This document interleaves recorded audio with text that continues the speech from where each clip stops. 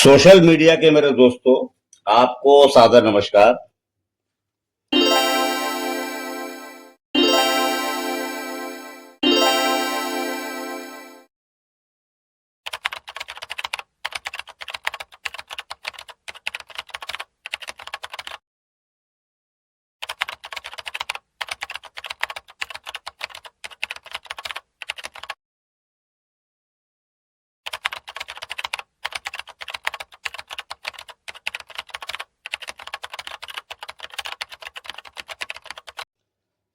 दोस्तों, तो आपका शुक्रिया कि आपने इन पंक्तियों को, जो सुप्रीम कोर्ट की टिप्पणियां हैं, उनको स्पष्टता से आपने पढ़ लिया है।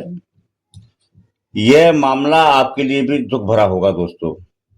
मेरे लिए भी यह उतना ही दुख भरा हुआ है जितना कि पहलगाम का आतंकवादी हमला था। 22 अप्रैल 2025 को वैष्णो घाटी में हमने अपने 26 लोगों को खोया था। और इस मामले में, जो आत्महत्याओं का मामला है, इस मामले में सुप्रीम कोर्ट जो सुनवाई कर रहा था वह 14 बच्चों की आत्महत्याओं का था। शुक्रवार 23 मई 2025, ठीक है ना। तो सुप्रीम कोर्ट में जस्टिस जेबी पादरीवाला और जस्टिस महादेवन की पीठ ने छात्रों की आत्महत्याओं के बारे में सुनवाई की थी। तब जो उपरोक्त बातें हैं, जो उपरोक्त टिप्पणियां भी आपने पढ़ी हैं, वो हमारे सामने आई।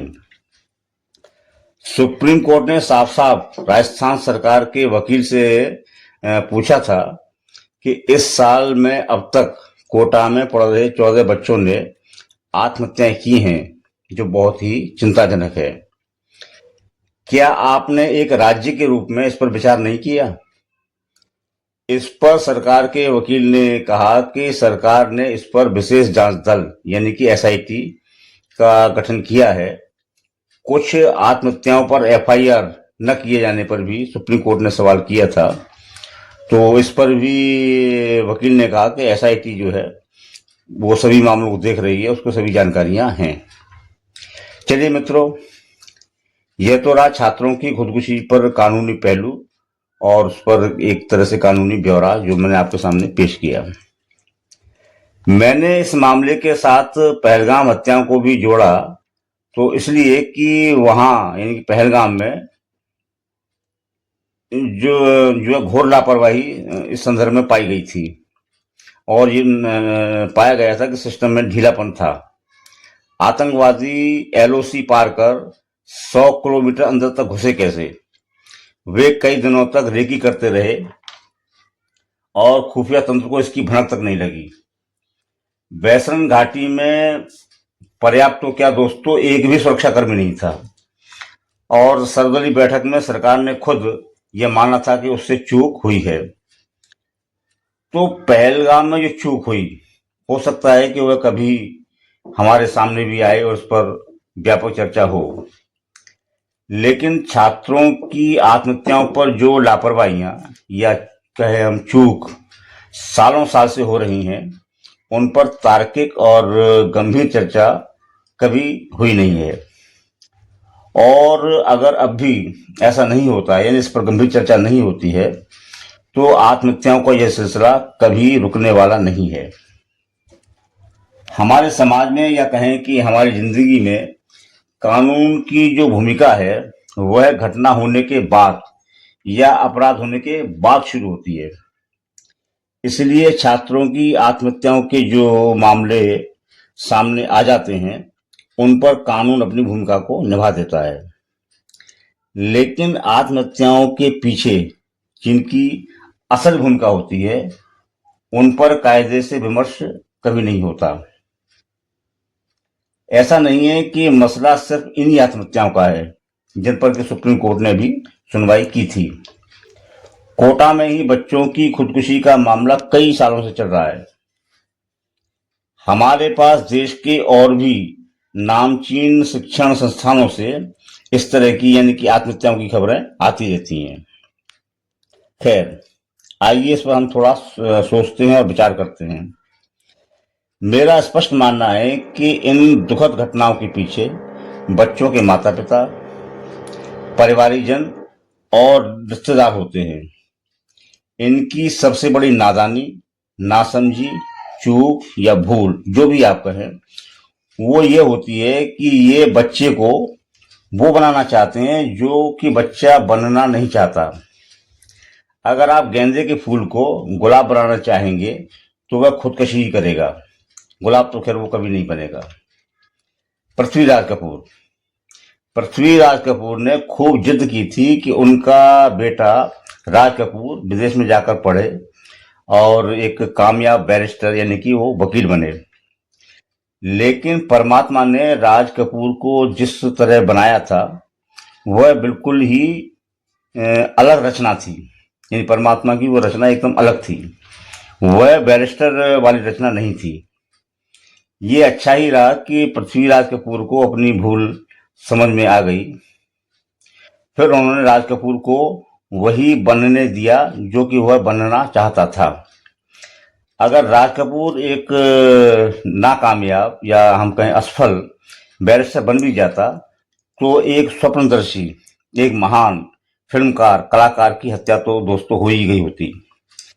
पृथ्वीराज कपूर की तरह तमाम माँ बाप बच्चों की इच्छाओं का गला घोंटते हैं और फिर हार कर, पराजित होकर बच्चे अपना गला घोंट लेते हैं, यानी कि आत्महत्या कर लेते हैं।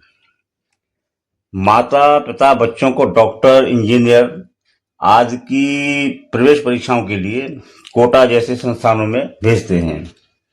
यहाँ बच्चे पढ़ते भी हैं और कामयाब भी होते हैं। लेकिन दोस्तों कुछ बच्चों की अभिरुचियां यानी उनके इंटरेस्ट कुछ और ही होते हैं, इसलिए उन्हें यहाँ पर घुटन महसूस होती है।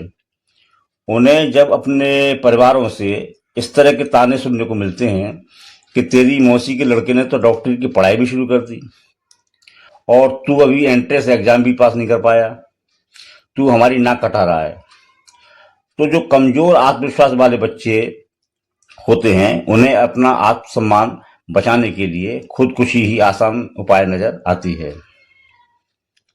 मैं यहाँ आपको एक और नजीर दे रहा हूँ दोस्तों। महान लेखक और कवि जयशंकर प्रसाद को उनके परिवार के लोगों ने जबरदस्ती जबरन अपनी उनकी जो पैतृक दुकान थी उस पर उन्होंने उनको बैठाना शुरू कर दिया। लेकिन जयशंकर प्रसाद की व्यापार में या दुकानदारी में कोई रुचि नहीं थी, इसलिए वो बही खातों में कविताएं और कहानियां लिख दिया करते थे और ग्राहकों से कह देते थे भाई दुकान में कोई सामान नहीं है, यानी ग्राहकों को वापस कर देते थे, लौटा देते थे। ये अच्छा ही रहा कि जयशंकर प्रसाद अंततः कवि और लेखक के रूप में ही हमारे सामने आए। वे आज भी हमारे बीच रचनाओं में जीवित हैं। उनका आत्मविश्वास भी कमजोर ही होता तो वे भी परिजनों और रिश्तेदारों के तानों से परेशान होकर आत्महत्या ही करते। ये हमारे देश का एक बड़ा खालीपन है दोस्तों कि यहाँ लोगों को अपने मन के अनुरूप जीविका नहीं मिल पाती, उन्हें वह जीविका अपनानी पड़ती है जो उनके मन के खिलाफ होती है।